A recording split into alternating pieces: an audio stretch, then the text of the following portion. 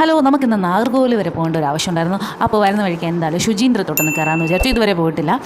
ഈ അമ്പലത്തിലോട്ട് പോകുന്ന വഴിയാണ് ഒരുപാട് വീടുകളൊക്കെ, ഒരു അഗ്രഹാരത്തിൻ്റെ ഒരു ഫീലുണ്ട്. അപ്പോൾ നമ്മൾ അമ്പലത്തിൽ കയറുന്നതിന് മുമ്പ് തന്നെ ഒരു കുളം, അമ്പലക്കുളം ഉണ്ട് കേട്ടോ. നടുക്ക് ഒരു കൽമണ്ഡപമൊക്കെ കെട്ടിയിട്ട് നല്ല ഭയങ്കര ഭംഗിയായിട്ടുള്ള ഒരു കുളമാണ്. ഇതാണ് ഈ ശുചീന്ദ്ര ക്ഷേത്രത്തിൻ്റെ മെയിൻ കവാടം.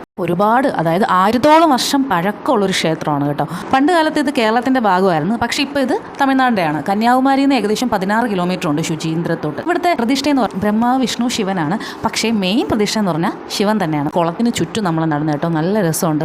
അഗ്രഹാരവും കുറേ കുഞ്ഞു കുഞ്ഞു അമ്പലങ്ങളുണ്ട് കേട്ടോ. അത് കഴിഞ്ഞിട്ട് ഒരു ഓട്ട മത്സരം കഴിഞ്ഞിട്ട് ഞാൻ കുറച്ച് മുന്തിരിങ്ങയും ഡേറ്റ്സും ഒക്കെ വാങ്ങിച്ചു.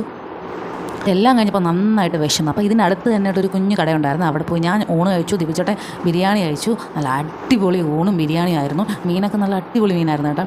അപ്പോൾ വീഡിയോ ഇഷ്ടപ്പെട്ടാൽ ലൈക്ക് ചെയ്യുക, ഷെയർ ചെയ്യുക, കമൻറ്റ് ചെയ്യുക. വീണ്ടും അടുത്ത വീഡിയോയിൽ കാണുന്നവരേക്കും ബൈ.